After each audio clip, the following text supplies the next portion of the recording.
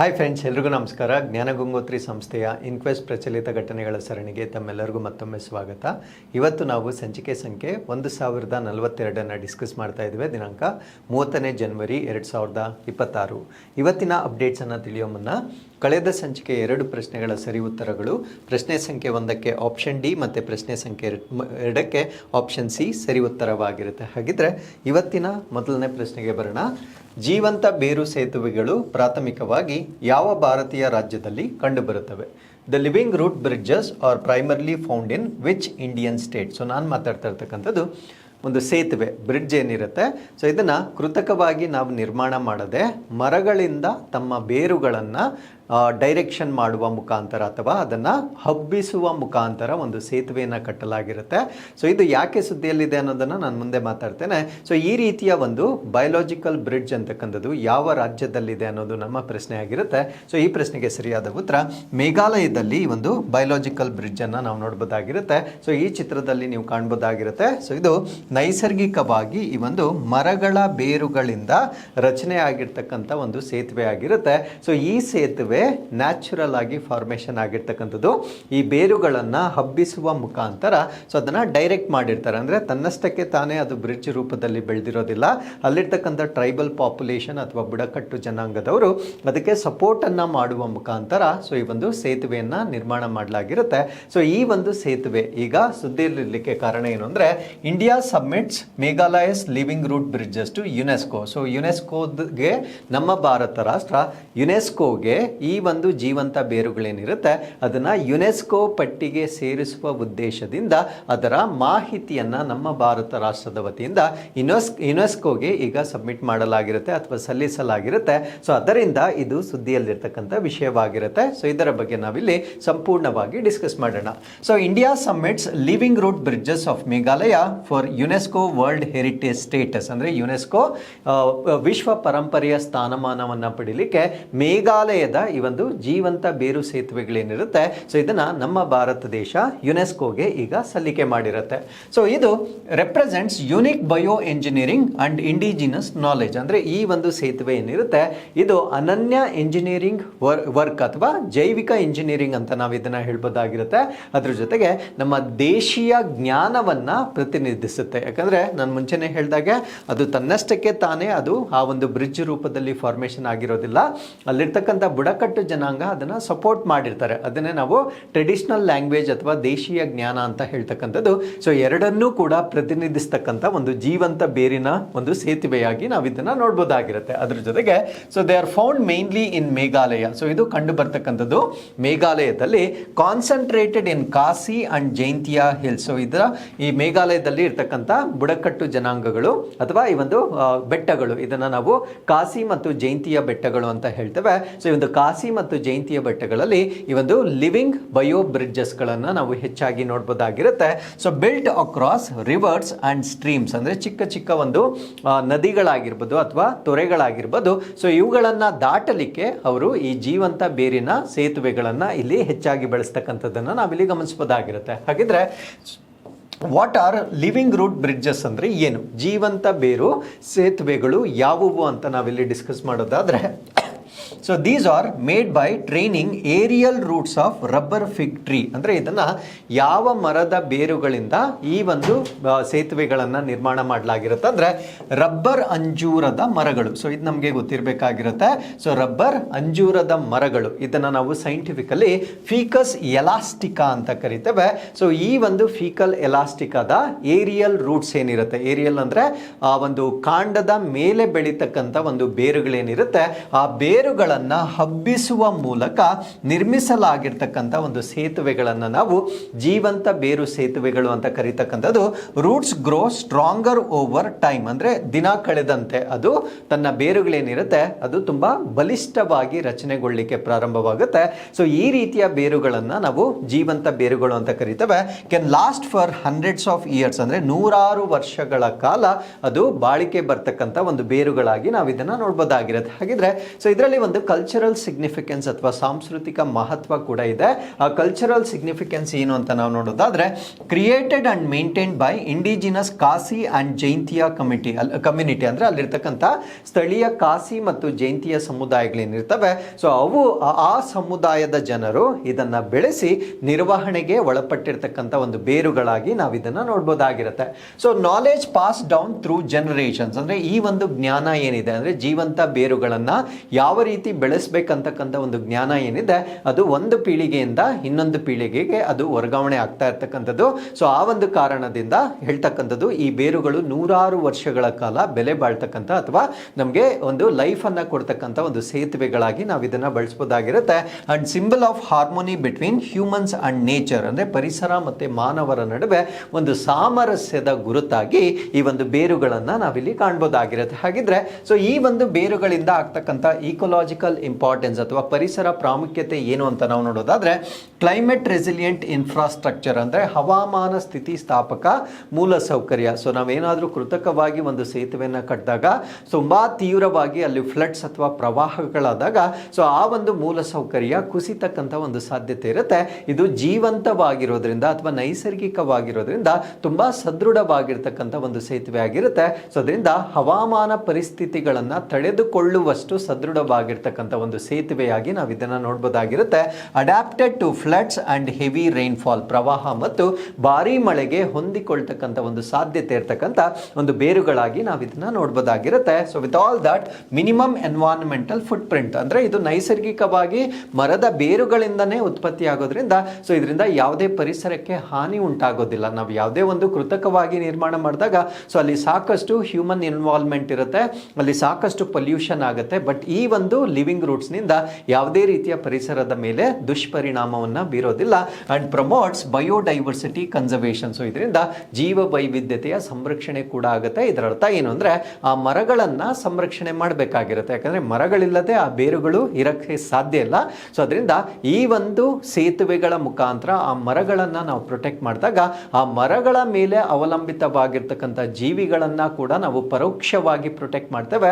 So ಅದರಿಂದ ಜೀವ ವೈವಿಧ್ಯತೆಯ ಸಂರಕ್ಷಣೆ ಕೂಡ ಈ ಒಂದು ಜೀವಂತ ಸೇತುವೆಗಳಿಂದ ಆಗ್ತಕ್ಕಂಥದ್ದನ್ನ ನಾವಿಲ್ಲಿ ಗಮನಿಸಬಹುದಾಗಿರುತ್ತೆ. ಸೊ ಇನ್ನು ಎಂಜಿನಿಯರಿಂಗ್ ಅಂಡ್ ಇನೋವೇಷನ್ ಅಥವಾ ಎಂಜಿನಿಯರಿಂಗ್ ಮತ್ತೆ ನಾವೀನ್ಯತೆಯ ಬಗ್ಗೆ ನಾವಿಲ್ಲಿ ಚರ್ಚೆ ಮಾಡೋದಾದ್ರೆ, ಎಕ್ಸಾಂಪಲ್ ಆಫ್ ಲಿವಿಂಗ್ ಆರ್ಕಿಟೆಕ್ಚರ್, ಅಂದ್ರೆ ಈ ಒಂದು ಬೇರುಗಳೇನಿದ್ದಾವೆ ಇದು ಜೀವಂತ ವಾಸ್ತುಶಿಲ್ಪದ ಉದಾಹರಣೆಯಾಗಿ ನಾವು ನೋಡಬಹುದಾಗಿರುತ್ತೆ. ನೋ ಮಾಡರ್ನ್ ಮೆಟೀರಿಯಲ್ಸ್ ಯೂಸ್ಡ್, ಇದರಲ್ಲಿ ಯಾವುದೇ ಆಧುನಿಕ ಸಾಮಗ್ರಿಗಳ ಅವಶ್ಯಕತೆನೇ ಇರೋದಿಲ್ಲ. Self strengthening and self repairing status, ಅಂದ್ರೆ ಅದು ಸ್ವಯಂ ಬಲವರ್ಧನೆ ಆಗುತ್ತೆ. ಫಾರ್ ಎಕ್ಸಾಂಪಲ್ ಯಾವುದಾದ್ರೂ ರೂಟ್ಸ್ ಡ್ಯಾಮೇಜ್ ಆದ್ರೆ ಸೊ ಅದು ಮತ್ತೆ ರಿಪೇರ್ ಆಗುತ್ತೆ. ಫಾರ್ ಎಕ್ಸಾಂಪಲ್ ಯಾವುದೇ ಒಂದು ನಮ್ಗೆ ಗಾಯ ಆದಾಗ ಅದು ಹೇಗೆ ವಾಸಿ ಆಗುತ್ತೆ, ಅದೇ ರೀತಿ ಆ ಮರದ ಬೇರುಗಳಿಗೆ ಏನಾದರೂ ತೊಂದರೆ ಆದಾಗ ಅದು ಸೆಲ್ಫ್ ರಿಪೇರಿಂಗ್ ಆಗಿರ್ತಕ್ಕಂಥ ಒಂದು ಮೆಥಡ್ ಇರುತ್ತೆ. ಸೊ ಅದರಿಂದ ಯಾರು ಕೂಡ ಅದನ್ನ ರಿಪೇರಿ ಮಾಡ್ತಕ್ಕಂಥ ಅವಶ್ಯಕತೆ ಕೂಡ ಇಲ್ಲ. ಸೊ ಇದು ಈ ತರ ಒಂದು ನಾವೀನ್ಯತೆ ಅಥವಾ ಇನೋವೇಷನ್ ಅಂತ ನಾವಿಲ್ಲಿ ಹೇಳ್ಬೋದಾಗಿರುತ್ತೆ. So with this let's get into question number 2.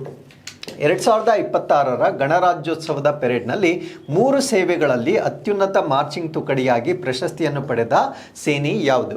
So which service won the award for the best marching contingent among the 3 services at Republic Day parade 2026. So 2026ರ ಗಣರಾಜ್ಯೋತ್ಸವ ದಿನದಂದು ಕರ್ತವ್ಯ ಪಥದಲ್ಲಿ ನಡೀತಕ್ಕಂಥ ಒಂದು ಸ್ತಬ್ಧ ಚಿತ್ರಗಳ ಪ್ರದರ್ಶನ ಏನಿರುತ್ತೆ ಆ ಒಂದು ಪ್ರದರ್ಶನದಲ್ಲಿ ನಮ್ಮ ಭಾರತ ದೇಶದ 3 ಸೇವೆಗಳೇನಿರುತ್ತೆ ಅದರಲ್ಲಿ ಅತ್ಯುತ್ತಮ ಪ್ರದರ್ಶನಕ್ಕಾಗಿ ಪ್ರಶಸ್ತಿಯನ್ನ ಪಡೆದುಕೊಂಡಿರ್ತಕ್ಕಂಥ ಸೇವೆ ಯಾವುದು ಅನ್ನೋದು ನಮ್ಮ ಪ್ರಶ್ನೆ ಆಗಿರುತ್ತೆ. ಸೊ ಈ ಪ್ರಶ್ನೆಗೆ ಸರಿಯಾದ ಉತ್ತರ ಭಾರತೀಯ ನೌಕಾಪಡೆ ಅಥವಾ ಇಂಡಿಯನ್ ನೇವಿಗೆ ಸೊ ಈ ಒಂದು ಅವಾರ್ಡ್ ಅನ್ನ ನೀಡಲಾಗಿರುತ್ತೆ. ಹಾಗಿದ್ರೆ ಈ ಆರ್ಟಿಕಲ್ ಅಲ್ಲಿ 2026ರ ಈ ಒಂದು ಟ್ಯಾಬ್ಲ್ಯೂಕ್ಸ್ ಏನಿರುತ್ತೆ ಅಥವಾ ಸ್ತಬ್ಧ ಚಿತ್ರಗಳ ಬಗ್ಗೆ ನಾವು ಸಂಪೂರ್ಣ ಮಾಹಿತಿಯನ್ನ ಇಲ್ಲಿ ಡಿಸ್ಕಸ್ ಮಾಡೋಣ. ಸೊ ಈ ಒಂದು ಸ್ತಬ್ಧ ಚಿತ್ರಗಳು ಅಂತಕ್ಕಂಥದ್ದು ಸಾಮಾನ್ಯವಾಗಿ cultural and thematic displays during Republic Day parade. So Republic Day ಪರೇಡ್ನ ಸಂದರ್ಭದಲ್ಲಿ ಸಾಂಸ್ಕೃತಿಕ ಮತ್ತೆ ಕೆಲವೊಂದು ವಿಷಯಾಧಾರಿತ ಪ್ರದರ್ಶನಗಳನ್ನ ನೀಡ್ತಕ್ಕಂಥ ಒಂದು ವ್ಯವಸ್ಥೆಯನ್ನ ನಾವು ಸ್ತಬ್ಧ ಚಿತ್ರಗಳು ಅಂತ ಕರಿತೇವೆ. ಸೊ ಇದರಲ್ಲಿ ಇಂಡಿಯನ್ ಡೈವರ್ಸಿಟಿ, ಭಾರತ ದೇಶದ ವೈವಿಧ್ಯತೆ, ಹೆರಿಟೇಜ್, ಪರಂಪರೆ, ಅಚೀವ್ಮೆಂಟ್, ಸಾಧನೆಗಳು ಮತ್ತೆ ಪಾಲಿಸಿಗಳು, ನೀತಿಗಳನ್ನ ಶೋಕೇಸ್ ಮಾಡ್ತಕ್ಕಂಥದ್ದು ಅಥವಾ ಪ್ರದರ್ಶನ ಮಾಡ್ತಕ್ಕಂಥದ್ದು ಒಂದು ಅಭ್ಯಾಸವಾಗಿರುತ್ತೆ. Represent state or union territories, central ministers ಅಂದ್ರೆ ರಾಜ್ಯ ರಾಜ್ಯಗಳು ನಮ್ಮ ಒಂದು ಸ್ತಬ್ಧ ಚಿತ್ರಗಳನ್ನು ನಾವು ಪ್ರೆಸೆಂಟ್ ಮಾಡ್ಬೋದಾಗಿರುತ್ತೆ. ಕೇಂದ್ರಾಡಳಿತ ಪ್ರದೇಶ ಮತ್ತು ಕೇಂದ್ರದ ಸಚಿವಾಲಯಗಳ ವತಿಯಿಂದ ಕೂಡ ಪ್ರೆಸೆಂಟೇಷನ್ ಅನ್ನು ಮಾಡ್ಬೋದಾಗಿರುತ್ತೆ. ಬಟ್ ಎಲ್ಲರಿಗೂ ಅವಕಾಶ ಸಿಗೋದಿಲ್ಲ. ಸೊ ಪ್ರತಿ ವರ್ಷ ಒಂದು ಆಯ್ಕೆ ಸಮಿತಿ ಇರುತ್ತೆ, ಅವರು ಯಾರನ್ನ ಅಪ್ರೂವ್ ಮಾಡ್ತಾರೆ ಅವರಿಗೆ ಮಾತ್ರ ಇಲ್ಲಿ ಪ್ರೆಸೆಂಟೇಷನ್ ಮಾಡಲಿಕ್ಕೆ ಅವಕಾಶವನ್ನ ನೀಡಲಾಗುತ್ತೆ. ಸೊ ಇನ್ನು 2026ರಲ್ಲಿ ಆಗಿರ್ತಕ್ಕಂಥ ಒಂದು ಸ್ತಬ್ಧ ಚಿತ್ರಗಳ ಪ್ರದರ್ಶನದ ಬಗ್ಗೆ ನಾವು ಡಿಸ್ಕಸ್ ಮಾಡೋದಾದ್ರೆ, ಸೊ ಈ ಒಂದು ಪರೇಡ್ ಸಾಂಪ್ರದಾಯಿಕವಾಗಿ ಕರ್ತವ್ಯ ಪಥ ನವದೆಹಲಿಯಲ್ಲಿ ನಡೀತಕ್ಕಂಥದ್ದು. ಮುಂಚೆ ಇದನ್ನ ರಾಜ್ಪಥ್ ಅಂತ ಕರೀತಾ ಇದ್ರು, ಅದು ಬ್ರಿಟಿಷರ ಕಾಲದ ಒಂದು ಹೆಸರಾಗಿರೋದ್ರಿಂದ ಇದನ್ನ ಈಗ ಕರ್ತವ್ಯ ಪಥ ಅಂತ ನಾಮಕರಣ ಮಾಡಲಾಗಿರುತ್ತೆ. Focuses on nation building and future vision, ಅಂದ್ರೆ ರಾಷ್ಟ್ರ ನಿರ್ಮಾಣ ಮತ್ತೆ ಭವಿಷ್ಯದ ಒಂದು ದೃಷ್ಟಿಕೋನದತ್ತ ಗಮನ ಹರಿಸ್ತಕ್ಕಂಥ ಒಂದು ಚಿತ್ರಗಳನ್ನ ಇಲ್ಲಿ ಪ್ರದರ್ಶನ ಮಾಡಲಾಗುತ್ತೆ. ಹಾಗಿದ್ರೆ what was the theme of republic day 2026? ಇದನ್ನ ಪರೀಕ್ಷೆಯಲ್ಲಿ ಕೇಳಬಹುದಾಗಿರುತ್ತೆ. 2026ರ ಗಣರಾಜ್ಯೋತ್ಸವ ದಿನದ ಘೋಷವಾಕ್ಯ ಯಾವುದು ಅಥವಾ ಥೀಮ್ ಯಾವುದು ಅಂತ ಕೇಳಿದಾಗ ಅಲೈನ್ಡ್ ವಿತ್ ವಿಕಸಿತ್ ಭಾರತ್ 2047, ವಿಕಸಿತ ಭಾರತದ 2047ರೊಂದಿಗೆ ಹೊಂದಿಕೆಯಾಗುವಿಕೆ ಅಂತಕ್ಕಂಥ ಒಂದು ಥೀಮ್ನ ಆಧಾರದ ಮೇಲೆ ಸೊ ಈ ಒಂದು ಪ್ರೆಸೆಂಟೇಷನ್ಗಳನ್ನ ಮಾಡಲಾಗಿರುತ್ತೆ. ಸೊ ಇಲ್ಲಿ ಹೆಚ್ಚಿನ ಪ್ರಾಮುಖ್ಯತೆಯನ್ನ ಇನ್ಕ್ಲೂಸಿವ್ ಗ್ರೋತ್ ಅಂದ್ರೆ ಎಲ್ಲರನ್ನ ಒಳಗೊಂಡಂತ ಬೆಳವಣಿಗೆಗೆ ಹೆಚ್ಚಿನ ಆದ್ಯತೆಯನ್ನ ನೀಡಲಾಗಿರುತ್ತೆ. ಕಲ್ಚರಲ್ ಹೆರಿಟೇಜ್ ಅಥವಾ ಸಾಂಸ್ಕೃತಿಕ ಪರಂಪರೆ ಆಗಿರ್ಬೋದು, ಇನೋವೇಷನ್ ಅಂಡ್ ಟೆಕ್ನಾಲಜಿ ನಾವೀನ್ಯತೆ ಮತ್ತೆ ತಂತ್ರಜ್ಞಾನ, ಸಸ್ಟೈನಬಿಲಿಟಿ ಅಥವಾ ಸುಸ್ಥಿರತೆ ಮತ್ತೆ ವಿಮೆನ್ ಲೆಡ್ ಡೆವಲಪ್ಮೆಂಟ್ ಮಹಿಳಾ ನೇತೃತ್ವದ ಅಭಿವೃದ್ಧಿ, ಈ ಎಲ್ಲ ವಿಷಯಗಳ ಮೇಲೆ ಹೆಚ್ಚು ಕೇಂದ್ರೀಕರಿಸಲಾಗಿರ್ತಕ್ಕಂಥದ್ದನ್ನ ನಾವಿಲ್ಲಿ ಗಮನಿಸಬಹುದಾಗಿರುತ್ತೆ. ಹಾಗಿದ್ರೆ ಯಾವ ರೀತಿಯ ನಾವು ಟ್ಯಾಬ್ಲ್ಯೂಗಳನ್ನ ಪ್ರೆಸೆಂಟ್ ಮಾಡಬಹುದು, ಯಾವ ರೀತಿಯ ಸ್ತಬ್ಧ ಚಿತ್ರಗಳನ್ನ ಗಣರಾಜ್ಯೋತ್ಸವದ ದಿನದ ಪರೇಡ್ ನಲ್ಲಿ ನಾವು ಪ್ರೆಸೆಂಟ್ ಮಾಡಬಹುದಾಗಿರುತ್ತೆ ಅಂದ್ರೆ ಫೋಕ್ ಕಲ್ಚರ್, ಜಾನಪದ ಸಂಸ್ಕೃತಿ, ಯಾಕಂದ್ರೆ ಅದು ನಶಿಸಿ ಹೋಗ್ತಾ ಇರುವ ಕಾರಣದಿಂದ ಅದನ್ನ ಪ್ರಮೋಟ್ ಮಾಡ್ತಕ್ಕಂಥ ಒಂದು ಕೆಲಸಗಳನ್ನ ಮಾಡಬಹುದಾಗಿರುತ್ತೆ. ಟ್ರೆಡಿಷನ್ಸ್ ಅಥವಾ ನಮ್ಮ ಸಂಪ್ರದಾಯಗಳಾಗಿರ್ಬೋದು, ಹಿಸ್ಟಾರಿಕಲ್ ಲೆಗೆಸಿ ಐತಿಹಾಸಿಕ ಪರಂಪರೆ. ಫಾರ್ ಎಕ್ಸಾಂಪಲ್ ನಾವು 2025ರಲ್ಲಿ ಲಕ್ಕುಂಡಿಯನ್ನ ನಾವು ಪ್ರೆಸೆಂಟ್ ಮಾಡಿರ್ತೇವೆ, ಅದೊಂದು ಐತಿಹಾಸಿಕ ಪರಂಪರೆ ಆಗಿರುತ್ತೆ. ಸೊ ಆ ರೀತಿಯಾಗಿರ್ತಕ್ಕಂಥ ಐತಿಹಾಸಿಕ ಪರಂಪರೆ ಆಗಿರ್ಬೋದು. ಡೆವಲಪ್ಮೆಂಟ್ ಇನಿಷಿಯೇಟಿವ್ಸ್ ಅಭಿವೃದ್ಧಿ ಕಾರ್ಯಕ್ರಮಗಳನ್ನ ನಾವಿಲ್ಲಿ ಪ್ರೆಸೆಂಟ್ ಮಾಡಬಹುದಾಗಿರುತ್ತೆ. ಸೊ ಸೆಂಟ್ರಲ್ ಮಿನಿಸ್ಟ್ರೀಸ್ ಅಥವಾ ಡಿಪಾರ್ಟ್ಮೆಂಟ್ಗಳ ವತಿಯಿಂದ ಅಂದ್ರೆ ಕೇಂದ್ರ ಸಚಿವಾಲಯ ಆಗಿರ್ಬೋದು ಅಥವಾ ಕೇಂದ್ರದ ಇಲಾಖೆಗಳಾಗಿರ್ಬೋದು, ಅವರು ಕೂಡ ತಮ್ಮ ಒಂದು ಸ್ತಬ್ಧ ಚಿತ್ರಗಳನ್ನ ಪ್ರೆಸೆಂಟ್ ಮಾಡಬಹುದಾಗಿರುತ್ತೆ. ಸೊ ಇಲ್ಲಿ ಬರ್ತಕ್ಕಂಥ ವಿಷಯಗಳು ಯಾವುದು ಅಂದ್ರೆ ನ್ಯಾಷನಲ್ ಫ್ಲಾಗ್ಶಿಪ್ ಸ್ಕೀಮ್ಸ್, ಅಂದ್ರೆ ರಾಷ್ಟ್ರ ಮಟ್ಟದಲ್ಲಿ ಇರ್ತಕ್ಕಂಥ ಪ್ರಮುಖ ಯೋಜನೆಗಳನ್ನ ಅವರು ಥಿಮ್ಯಾಟಿಕ್ ಆಗಿ ಪ್ರೆಸೆಂಟ್ ಮಾಡಬಹುದಾಗಿರುತ್ತೆ.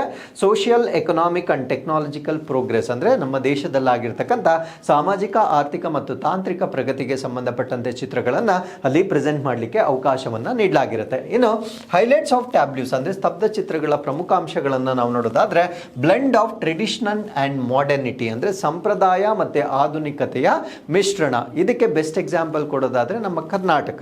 ಸೊ ನಮ್ಮ ಕರ್ನಾಟಕ 2026ರ ಈ ಒಂದು ಪೆರೇಡ್ ನಲ್ಲಿ ಪ್ರಪೋಸ್ ಮಾಡಿದ್ದಂತಹ ಒಂದು ಸ್ತಬ್ಧ ಚಿತ್ರ ಮಿಲೆಟ್ಸ್ ಟು ಮೈಕ್ರೋಚಿಪ್ ಅಂತ ಹೇಳ್ತೇವೆ, ಅಂದ್ರೆ ಸಿರಿಧಾನ್ಯಗಳಿಂದ ಮೈಕ್ರೋಚಿಪ್ ಅಂತಕ್ಕಂಥ ಒಂದು ಥೀಮ್ ಅನ್ನ ಪ್ರೆಸೆಂಟ್ ಮಾಡಬೇಕು ಅಂತ ಒಂದು ಸಬ್ಮಿಟ್ ಮಾಡಿತ್ತು. ಬಟ್ ಅನ್ಫಾರ್ಚುನೇಟ್ಲಿ ನಮಗೆ ಅವಕಾಶ ಸಿಗಲಿಲ್ಲ. ಸೊ ಮಿಲೆಟ್ಸ್ ಅಂತಕ್ಕಂಥದ್ದು ನಮ್ಮ ಸಾಂಪ್ರದಾಯಿಕ ಆಹಾರ ಪದ್ಧತಿ ಆಗಿರುತ್ತೆ, ಮೈಕ್ರೋಚಿಪ್ ಅಂತಕ್ಕಂಥದ್ದು ಆಧುನಿಕ ತಂತ್ರಜ್ಞಾನವಾಗಿರುತ್ತೆ. ಸೊ ಇದನ್ನೇ ನಾವು ಹೇಳ್ತಕ್ಕಂಥದ್ದು blend of tradition and technology ಅಂತ ಹೇಳ್ತೇವೆ. ಸೊ ಇದಕ್ಕೆ ನಮ್ಮ ಕರ್ನಾಟಕದ ಸ್ತಬ್ಧ ಚಿತ್ರ, ಈ ವರ್ಷದ ಸ್ತಬ್ಧ ಚಿತ್ರ, ಅದು ಆಯ್ಕೆ ಆಗದೇ ಇರತಕ್ಕಂಥ ಸ್ತಬ್ಧ ಚಿತ್ರ ಇದಕ್ಕೆ ಉತ್ತಮ ಉದಾಹರಣೆಯಾಗಿ ನಾವು ನೋಡಬಹುದಾಗಿರುತ್ತೆ. And use of eco friendly materials, ಅಂದ್ರೆ ಆ ಒಂದು ಸ್ತಬ್ಧ ಚಿತ್ರದ ತಯಾರಿಕೆಯಲ್ಲಿ ಅವರು ಪರಿಸರ ಸ್ನೇಹಿ ವಸ್ತುಗಳನ್ನ ಬಳಕೆ ಮಾಡ್ತಕ್ಕಂಥದ್ದು ಕಡ್ಡಾಯವಾಗಿರುತ್ತೆ. And integration of digital and visual story telling, ಅಂದ್ರೆ ಅದನ್ನ ಇನ್ನೂ ಕೂಡ ಅಟ್ರಾಕ್ಟಿವ್ ಮಾಡಲಿಕ್ಕೆ ಡಿಜಿಟಲ್ ಮತ್ತೆ ದೃಶ್ಯಗಳ ಮೂಲಕ ಕತೆ ಹೇಳುವಿಕೆಯನ್ನ ಅಲ್ಲಿ ಹೆಚ್ಚಾಗಿ ಅವರು ಬಳಕೆ ಮಾಡಬಹುದಾಗಿರುತ್ತೆ.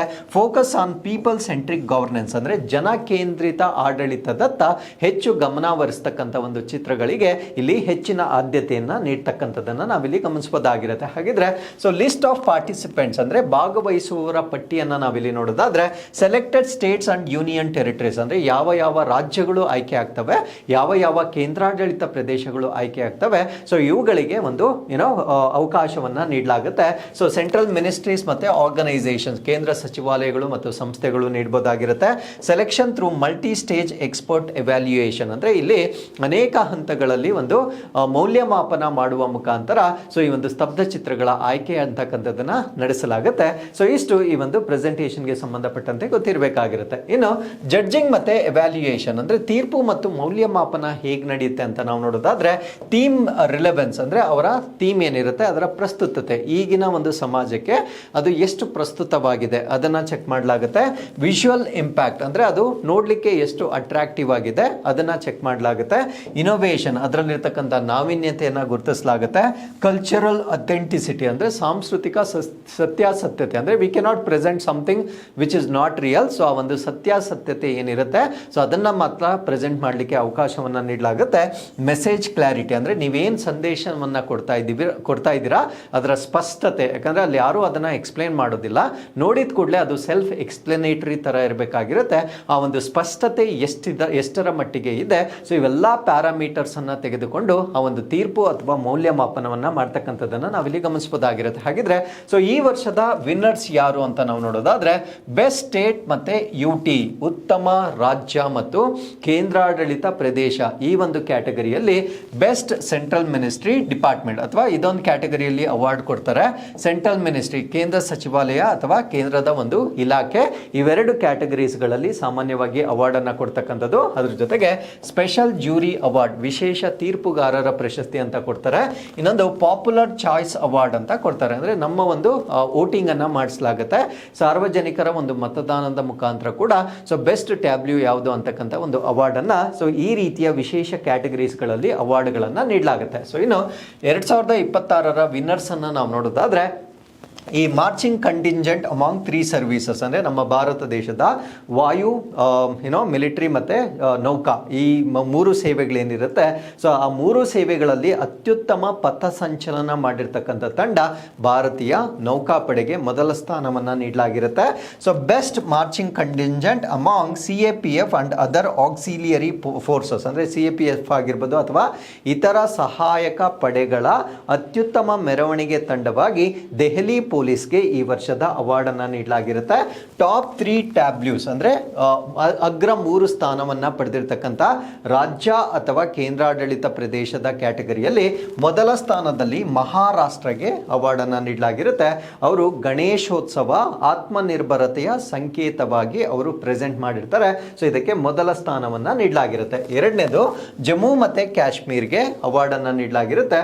ಅವರು ಹ್ಯಾಂಡಿ ಕ್ರಾಫ್ಟ್ಸ್ ಕರಕುಶಲ ವಸ್ತುಗಳು ಮತ್ತೆ folk dances of Jammu and Kashmir Jammu ಮತ್ತು ಕಾಶ್ಮೀರದ ಜಾನಪದ ಕಲೆಗಳನ್ನು ಪ್ರೆಸೆಂಟ್ ಮಾಡಿರ್ತಾರೆ. ಅವರಿಗೆ 2ನೇ ಪ್ರಶಸ್ತಿಯನ್ನು ನೀಡಲಾಗಿರುತ್ತೆ. ಮೂರನೇದು ಕೇರಳಗೆ ಅಂದರೆ water metro and 100% digital literacy ಅಂದರೆ ನೀರಿನ ಒಳಗಡೆ ಹೋಗ್ತಕ್ಕಂಥ ಒಂದು ಮೆಟ್ರೋ ಮತ್ತೆ 100% ಡಿಜಿಟಲ್ ಸಾಕ್ಷರತೆಯನ್ನು ಅಚೀವ್ ಮಾಡಿರ್ತಕ್ಕಂಥ ಮೊದಲ ರಾಜ್ಯ ಅದನ್ನು ಪ್ರೆಸೆಂಟ್ ಮಾಡಿರ್ತಾರೆ. ಸೊ ಇವರಿಗೆ 3ನೇ ಸ್ಥಾನವನ್ನು ಕೊಟ್ಟಿರ್ತಕ್ಕಂಥದ್ದನ್ನು ನಾವಿಲ್ಲಿ ಗಮನಿಸಬಹುದಾಗಿರುತ್ತೆ.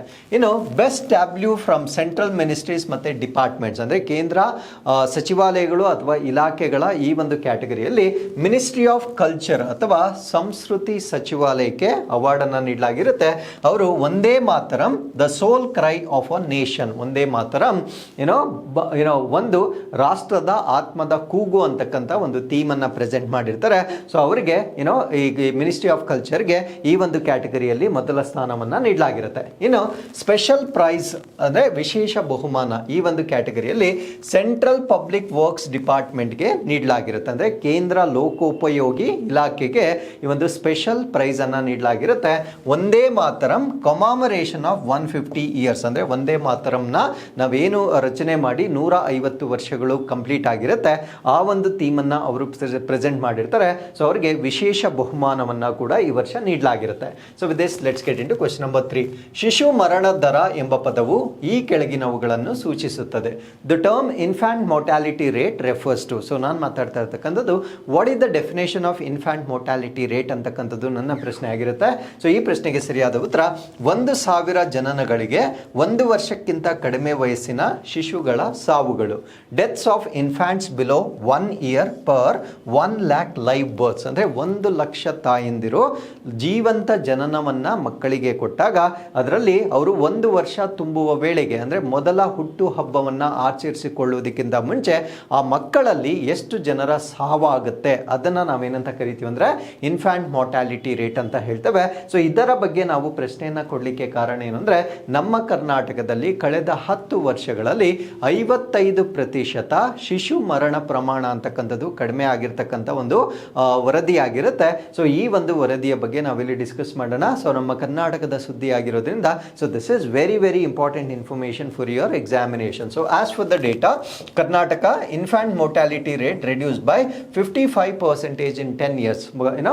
ಕಳೆದ 10 ವರ್ಷಗಳಲ್ಲಿ 55% ನಮ್ಮ ಕರ್ನಾಟಕದ ಈ ಒಂದು ಶಿಶು ಮರಣ ಪ್ರಮಾಣ ಅಂತಕ್ಕಂಥದ್ದು ಕಡಿಮೆ ಆಗಿರ್ತಕ್ಕಂಥದ್ದು. So it is cut by more than of, ಅಂದ್ರೆ ಅರ್ಧಕ್ಕಿಂತ ಹೆಚ್ಚು ಕಡಿಮೆ ಆಗಿರ್ತಕ್ಕಂಥದ್ದನ್ನ ನಾವು ಈ ವರದಿಯಲ್ಲಿ ನೋಡ್ಬೋದಾಗಿರುತ್ತೆ. ಹಾಗಿದ್ರೆ ಸೊ ಈ ಒಂದು ಸಂಖ್ಯೆ ಕಡಿಮೆ ಆಗಲಿಕ್ಕೆ ಕಾರಣವಾಗಿರ್ತಕ್ಕಂಥ ಅಂಶಗಳು ಯಾವುದು ಅಂತ ನಾವು ನೋಡೋದಾದ್ರೆ, ಎಕ್ಸ್ಪ್ಯಾನ್ಷನ್ ಆಫ್ ಇನ್ಸ್ಟಿಟ್ಯೂಷನಲ್ ಡೆಲಿವರೀಸ್, ಅಂದ್ರೆ ಸಾಂಸ್ಥಿಕ ಹೆರಿಗೆಗಳನ್ನ ವಿಸ್ತರಣೆ ಮಾಡಿರ್ತಕ್ಕಂಥದ್ದು. ಅಂದ್ರೆ ಒಂದು ಹಾಸ್ಪಿಟಲ್ ಸೆಟಪ್ ನಲ್ಲಿ ಹೆರಿಗೆಗಳನ್ನ ಮಾಡ್ತಕ್ಕಂಥದ್ದು. ಮುಂಚೆ ಆಗಿದ್ರೆ ಮನೆಗಳಲ್ಲಿ ಸೊ ಬೇರೆ ಅನ್ಸೈಂಟಿಫಿಕ್ ಮೆಥಡ್ ಆಗಿ ಹೆರಿಗೆಗಳನ್ನ ಮಾಡಿಸ್ತಾ ಇದ್ದಂತಹ, ಸೊ ಅದರಿಂದ ಸಾಕಷ್ಟು ಮಕ್ಕಳ ಸಾವಾಗ್ತಾ ಇತ್ತು.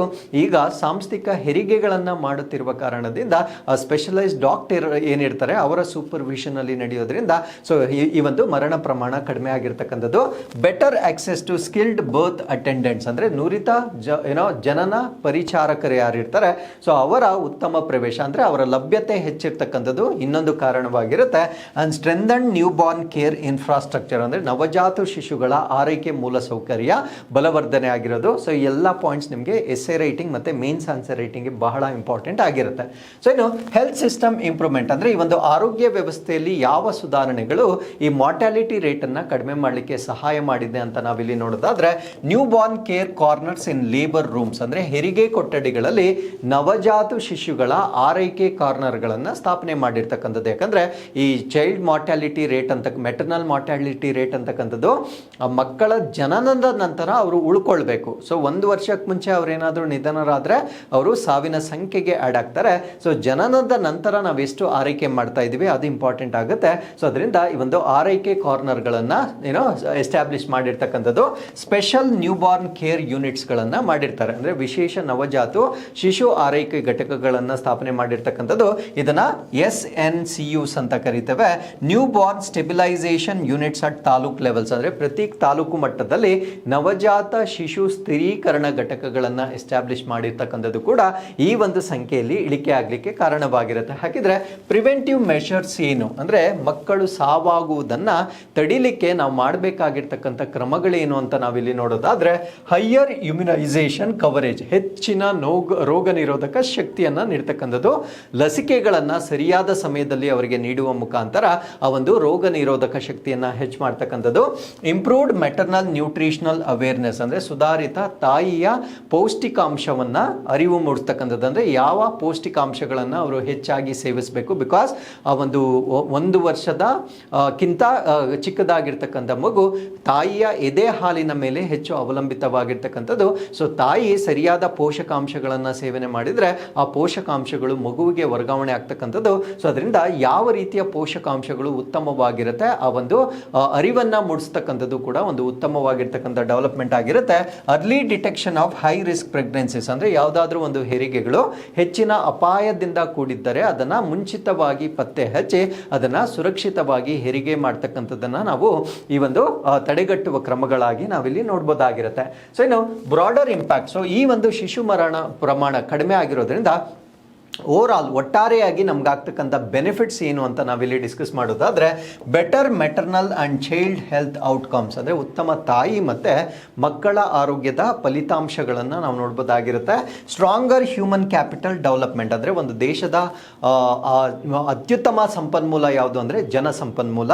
ಆ ಜನಸಂಪನ್ಮೂಲ ಆರೋಗ್ಯವಾಗಿದ್ದರೆ ಮಿಕ್ಕಿದ ಎಲ್ಲ ಕ್ಷೇತ್ರಗಳು ಸುಭಿಕ್ಷವಾಗಿರುತ್ತೆ. Because if I am healthy I can perform or give economic contribution to country. ನಾನು ಆರೋಗ್ಯವಂತನಾಗಿದ್ದರೆ ನಾನು ದೇಶಕ್ಕೆ ಆರ್ಥಿಕವಾಗಿ ಅಥವಾ ಸಾಮಾಜಿಕವಾಗಿ ಅಥವಾ ಬೇರೆ ಬೇರೆ ಸ್ತರಗಳಲ್ಲಿ ನನ್ನ ಕೊಡುಗೆಯನ್ನು ನೀಡಬಹುದಾಗಿರುತ್ತೆ. ಸೊ ಅದರಿಂದ ಒಬ್ಬ ವ್ಯಕ್ತಿಯ ಆರೋಗ್ಯ ಅಂತಕ್ಕಂಥದ್ದು ಬಹಳ ಇಂಪಾರ್ಟೆಂಟ್ ಆಗಿರುತ್ತೆ. ಸೊ ಒಂದು ರಾಷ್ಟ್ರದ ಆರೋಗ್ಯವಂತ ಮಾನವ ಸಂಪನ್ಮೂಲವನ್ನು ನಾವು ಅಭಿವೃದ್ಧಿ ಪಡಿಸಬೇಕಾಗಿದ್ರೆ ಸೊ ಈ ಒಂದು ಆರೋಗ್ಯವನ್ನು ಅಥವಾ ಹ್ಯೂಮನ್ ಕ್ಯಾಪಿಟಲ್ ಏನಿರುತ್ತೆ ಅದನ್ನು ನಾವು ಅಭಿವೃದ್ಧಿ ಮಾಡಲಿಕ್ಕೆ ಈ ಒಂದು ಮೆಟರ್ನಲ್ ಮಾರ್ಟಾಲಿಟಿ ರೇಟ್ ಅಂತಕ್ಕಂಥದ್ದನ್ನು ನಾವು ಚೈಲ್ಡ್ ಮಾರ್ಟಾಲಿಟಿ ರೇಟ್ ಅಂತದನ್ನು ನಾವು ನಾವು ಕಡಿಮೆ ಮಾಡಬೇಕಾಗಿರುತ್ತೆ.